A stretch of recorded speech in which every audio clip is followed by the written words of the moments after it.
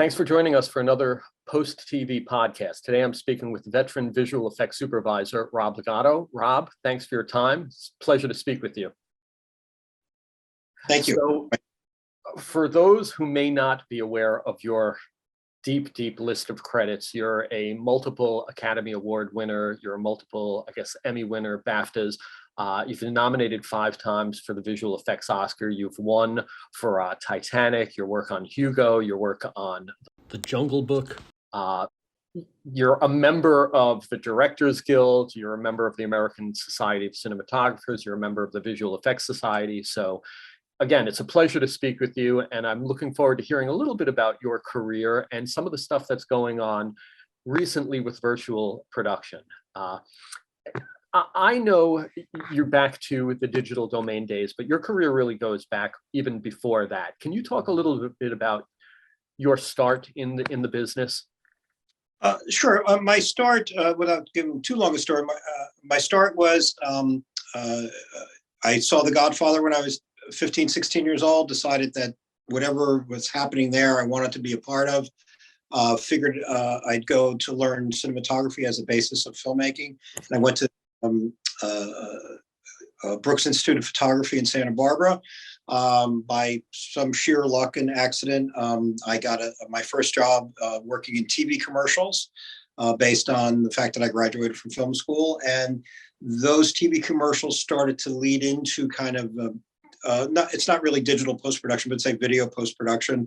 And I had an aptitude for it. That led to a company that did primarily that, which led to then a TV show, which was called Twilight Zone, of which that didn't last very long, but that experience level got me onto Star Trek. And I became I was the visual effects supervisor and a second unit director, and then eventually I directed a few episodes as well. And that's where I met somebody named Brooke Breton, who introduced me to Jim Cameron and the folks at Digital Domain when they were forming. And so I went from commercial TV and then to features, basically riding the crest of the wave of technology that was being introduced to those things at separate times. Commercials first, TV second, and finally features. And because I had kind of that experience level, which very few had, a year or two later, everybody had, but back then, so I got a lucky break and I started working in features, and I was fortunately working with great people and got a chance to capitalize on it. This was before there was that title, visual effects supervisor? I didn't even know that was a title. When I started working in commercials, I just did it myself, and I didn't know that there was a job title or whatever. It's just like a thing came up that we had to figure out, and you had to kind of study and come up with ways of doing it. A lot of ways I used to do things in camera were invented in 1922. I just did some research and figured out how they did it, and I did it. So I didn't know that there was a role in that or a title. And even when I went to Star Trek, they use a title of visual effects coordinator because a special effects coordinator was the guy who essentially supervised the day-to-day working of rain and hydraulic rigs and whatever. So that name wasn't really common, very common until sort of ILM and they titled their people supervisors, and then my title as well.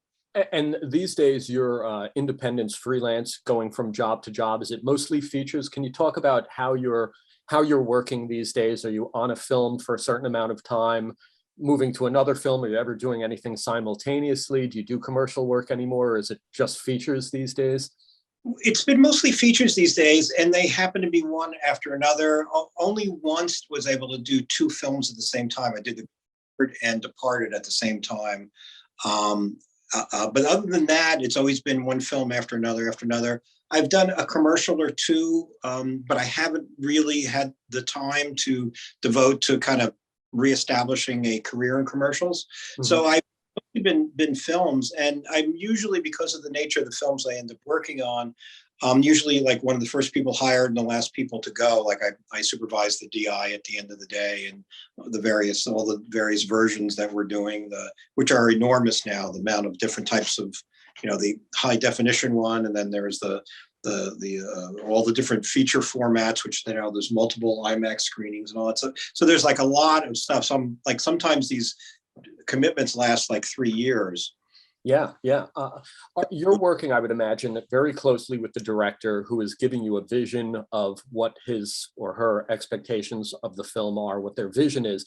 And then is it for you to assemble a team of, nowadays, these films have 1,000 visual effects in it. You have to kind of coordinate which facilities are going to be doing which work on a specific film, and then overseeing all of that as like the higher up.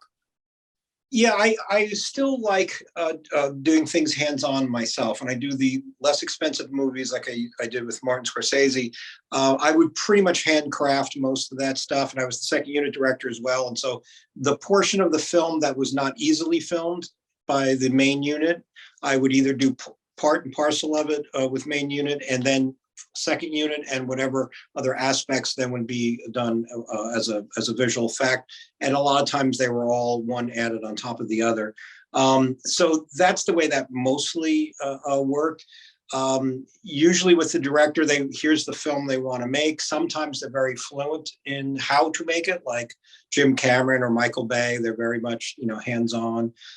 They still want whatever you bring to the party. And then there's other people like Marty, who's incredible filmmaker, but he doesn't really delve into a visual effects sort of methodology like that. So that it becomes a tad more open. That's the way I like to work anyway. I like, don't really tell me how to do it. Tell me what you want.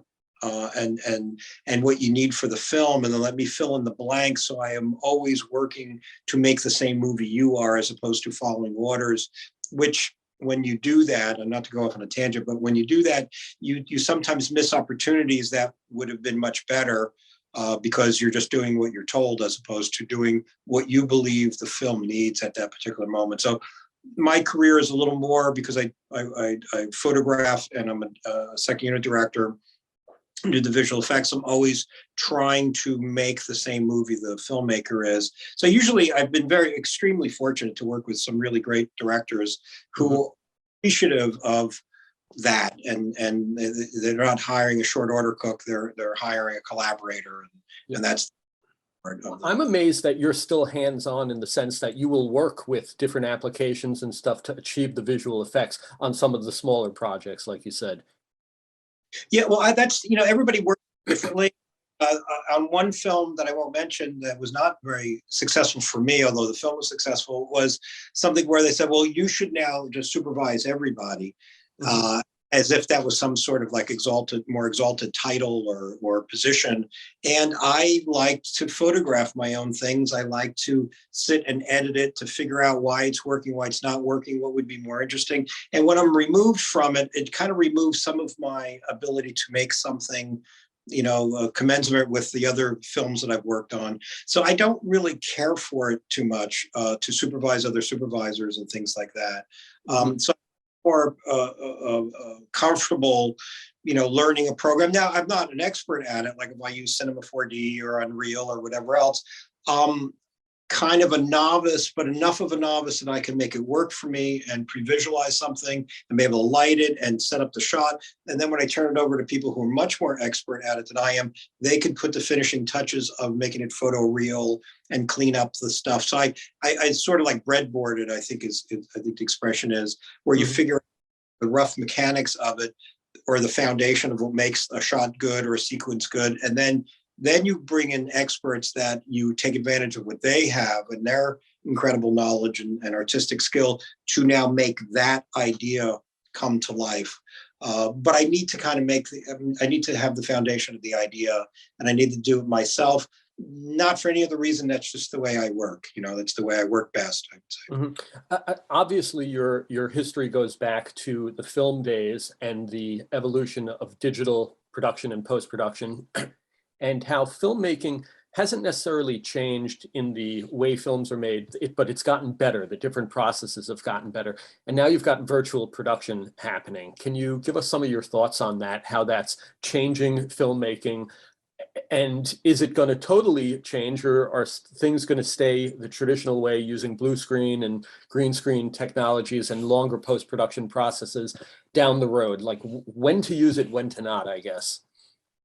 That's a pretty big question. I'll see if I can answer it. I've discovered over the years that in the past 120 or 30 years of filmmaking, that the technique of making a film, shooting multiple takes, trying different ideas, having a bunch of dailies that you then edit together and start to shape and figure out the movie and all of those various things, and do multiple edits, which are supposed to be multiple iterations, much like you'd iterate a script, that you can't change that process. That is, so specific to the way you create something like this. Visual effects has always been this sort of stopping the process. You would have a really fluid scene, and then you would have a locked off camera, and a different crew would film it. So it would have a different quality to it, which I've never liked. Where all of a sudden it's like, okay, you're stopping the flow of the movie to put in something that doesn't have the same idea behind it, same camera move, lighting,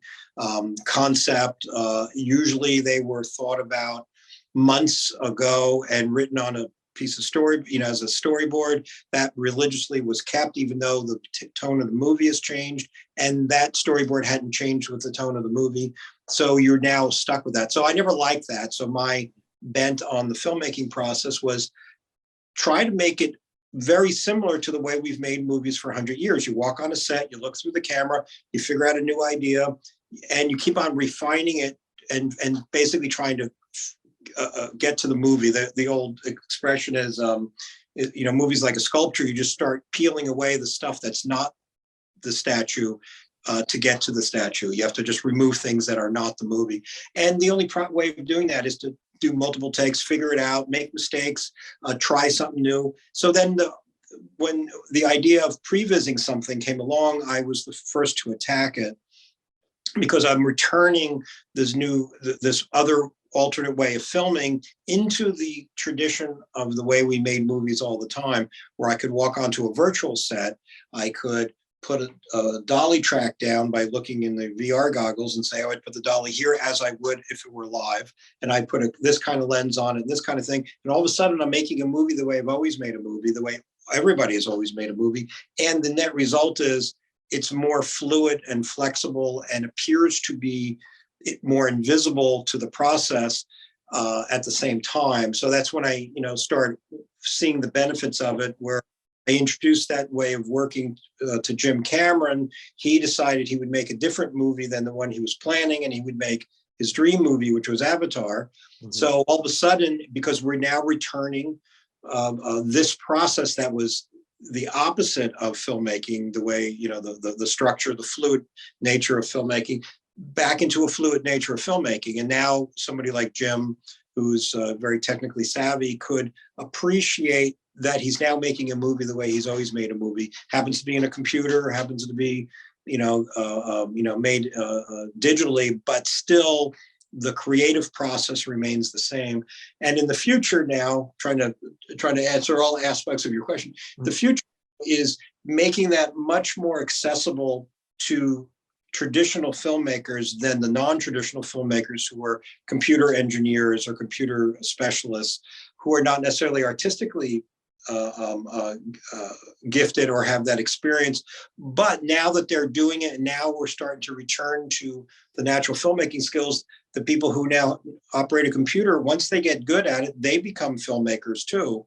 And the net result at the end of the day, like if you're doing something that appears on an LED wall that's made in a program like Unreal, it still has to be set dressed, still has to be designed like a real set because it's in 3 dimensions. It still has to be lit and photographed for mood and tone. So it's no different than the 100 years of filmmaking that we've all enjoyed, nor can we improve on, in my view. So it's getting this kind of abstract or virtual way of working to have all the benefits of interaction, analog filmmaking, try to take, speed up the dolly, slow it up, do all the various things we do instead of keyframe programming it like was done the last 20 years. Now it's like we have a virtual dolly. A real dolly grip is pushing a device that is pushing the dolly in the computer, and the look is the same. He speeds up when he needs to speed up. He slows up when he needs to slow up.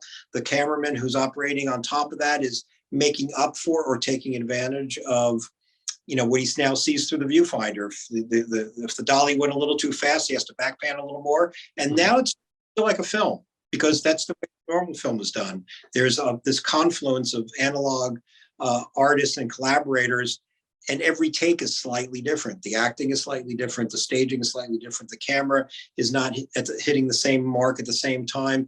It's becoming less precise, but more creative and more filmmaking. So that's kind of how I'm sort of forcing my own work into the traditions of normal filmmaking, because again, I don't believe you can make that better.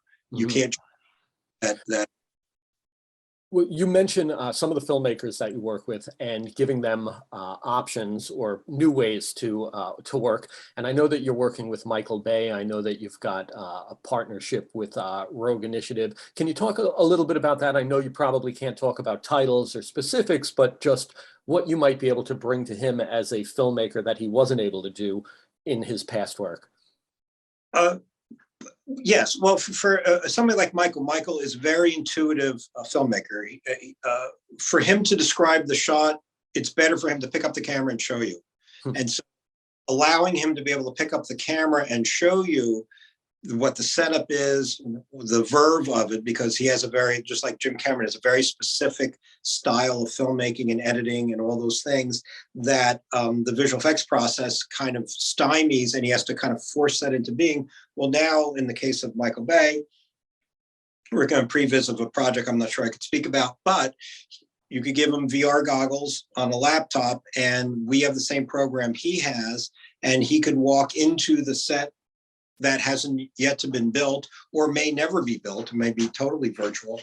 And he could walk around with his camera and walk right up to the prop or the person or the thing and make a snapshot. The more he gets comfortable in it, he'll just do the camera move. He'll just shoot the previs, and the previs is the foundation for the shot, like how Avatar was made.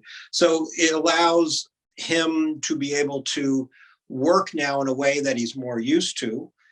And we can all share it now that we work virtually, and we've accepted that. It's kind of a byproduct of COVID, is that you're forced to do it.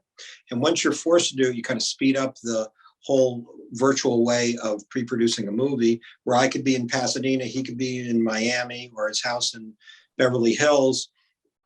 And it's like we're in the same room and we're all seeing the same thing in 3D. As soon as you put the goggles on, you're in the same world. I could actually see his avatar, to use that expression, there. So I could walk over to where he is or fly over to where he is to see what he's seeing, see a snapshot that his camera took a picture of.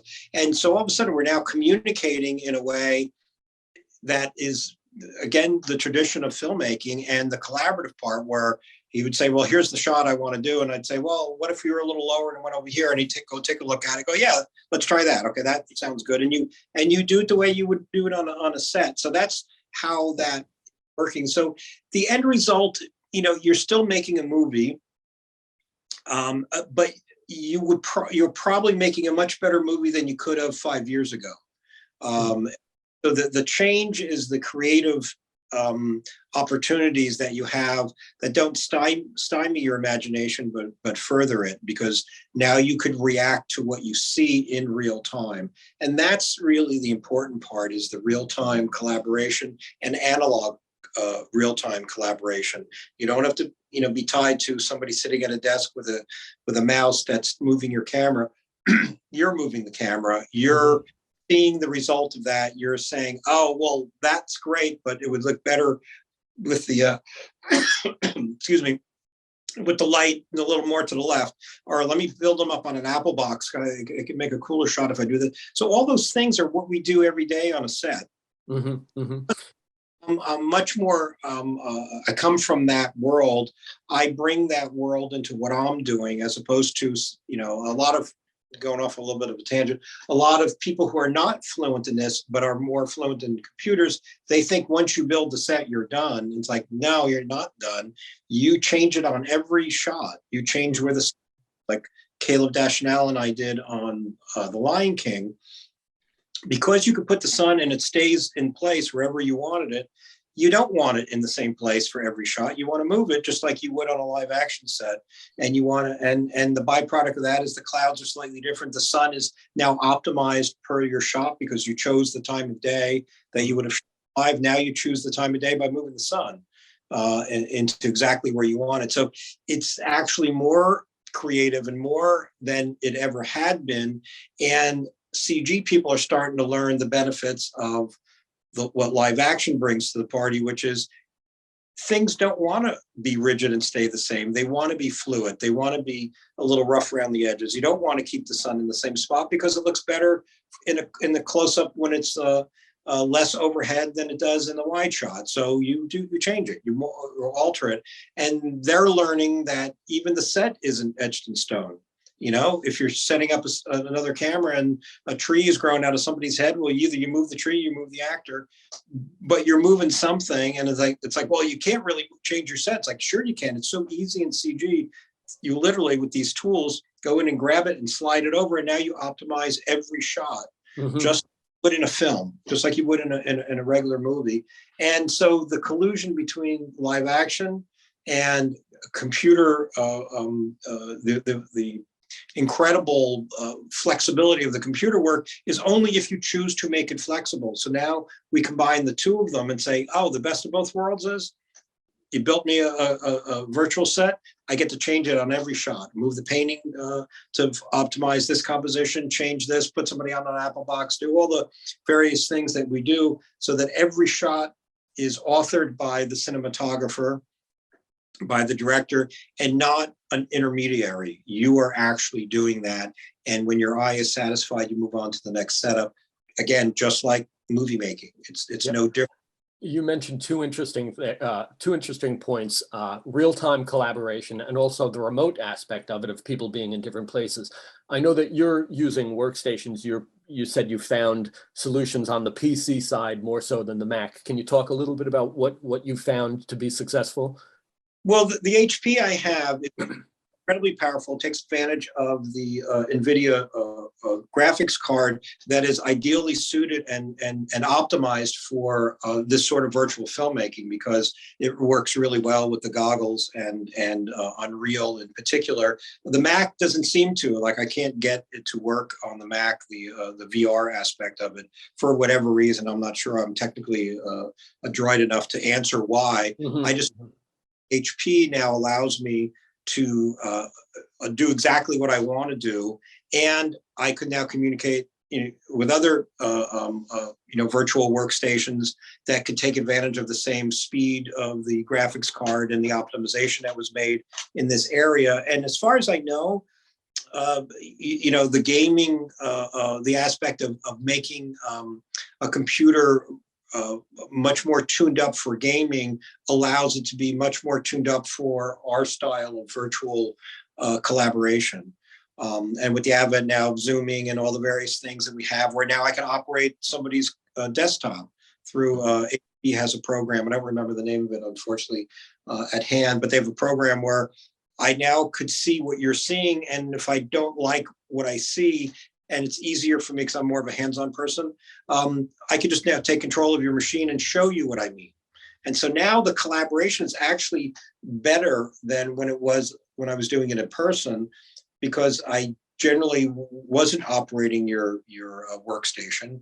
I was looking at it in a dailies screening room or some other kind of conference room, whatever. Instead, now I could be literally at your workstation and see what you're seeing, and you could see what I'm seeing. And if you are an artist like Michael Bay or Jim Cameron or anybody else, they could take control of it and show me what they were looking for. And so that ability to do real-time collaboration on a platform that is, tuned to that, realizes that virtual production and real-time filmmaking is come of age, that now we can take advantage of it. And even though we are going to slowly get back to, being in offices together, there's still going to be this way of working, because it's so convenient and so hands-on that, just unfortunately, I'm going off another tangent, just getting everybody's schedules together, just literally 8 people to be in the same room at the same time, that come from different parts of the world or the country or the city or whatever. You can just say, you know what, how about at 10 o'clock, do what we're doing right now. We'll have this live video chat, and I'll see what the shot, I'll describe it to you. I'll send you a picture. I'll operate your desktop, and show you where the camera goes and all that. And then I'm done. Then that meeting's over, 10:30, and I could be working literally all over the world and be hands-on and be the next best thing to being there in person. And so that I couldn't do before. I mean, that you could never do. You everything would be much more structured and organized, and you would take it. You'd have to physically get to be all in one spot, and to get everybody's varied schedules to be able to do that made it harder and harder to schedule impromptu, very creative. I had a great idea. Can I get on the phone with you and show you? As opposed to, well, let me schedule your time and when you're in the same building I am and all that stuff. I could do it and be done in minutes, and get much more ahead of the program by the sheer fact that I don't have to spend hours driving to a particular location or waiting for you to drive to a particular location. We could just, it's like, you know what, you got 10 minutes, let me just show you something real quick, and you're done. And an interesting aspect is with that whole previz, how those previz assets can then evolve to final pixel assets, which are ultimately used in a final production. So you can make these decisions. You maybe have rougher assets to begin with that will then evolve based on decision making and make it into final productions there. Well, with the advent of game engines and the efficiencies that done, and the tremendous talent pool that now shares ideas and then keeps on getting it better and better, and getting the real-time aspects better. And then again, with a company like HP and NVIDIA creating these faster and faster computers. Before it used to be that you'd have X number of different programs and different disciplines, and then the final render might take hours and hours and hours per frame. And so it kind of eliminated, let me change my mind, let me try something else. You couldn't do that. Now, what you're working on can be roughed for previs, blocking, but that same asset can be textured and lit in real time with these high-end computers. And so it's no longer has to change state. Before, even just a couple of years ago, when we do a previs, to get the speed up, you'd have really crude elements, and then it has to be wholesale removed and changed for the high-res portion. Well, now, actually, it's the basis of what you could actually do within the same program in real time. So you can now have these pretty great looking previs assets that you don't need much tweaking to get it to be final pixel, and or on a LED wall where you can shoot the live actors in front of this set that was created totally in the computer to not look like it's like Mandalorian or some other fantasy world that obviously can't be, that obviously wasn't constructed. This could look like a regular set. It could look like you could take advantage of the time savings and the production value of. I don't have to go to Grand Central Station to make it look like Grand Central. I can shoot. Right. Well, I don't want to take up too much of your time. Anything going on in 2022 that you can talk about? Some of the stuff that you might have coming down the road. There's a film we're working now called Emancipation with Will Smith. That's just a great film that took advantage of the previs that I was able to do to figure out how to photograph these things with Antoine Fuqua and Bob Richardson, and the benefit of being able to share ideas and do all these various things hopefully, help them make a better film. And the film is really pretty spectacular looking, and all the benefits of everything that I've ever done in my career, and the color timing I could do in Resolve with the HP, and all the various things that we could fluently try out, all these ideas sort of really came to bear, even though the film doesn't look like a big, it's not at all any kind of science fiction or visual effecty looking movie. It's very grounded in, it's based in the Civil War and all that. So it's very grounded in photorealism, doesn't look like all these tricks to it, except the creative process of trying out ideas before we actually had to film them. Helped make it a pretty spectacular looking movie, I have to say. Cool. I have to look out for that. Excellent. Well, Rob, again, thanks for your time. I don't want to hold you up. I'm sure our readers and our audience is going to appreciate your insight and just so much of your history there. So again, thank you for your time. Oh, you're most welcome. I appreciate it. Absolutely. Thank you.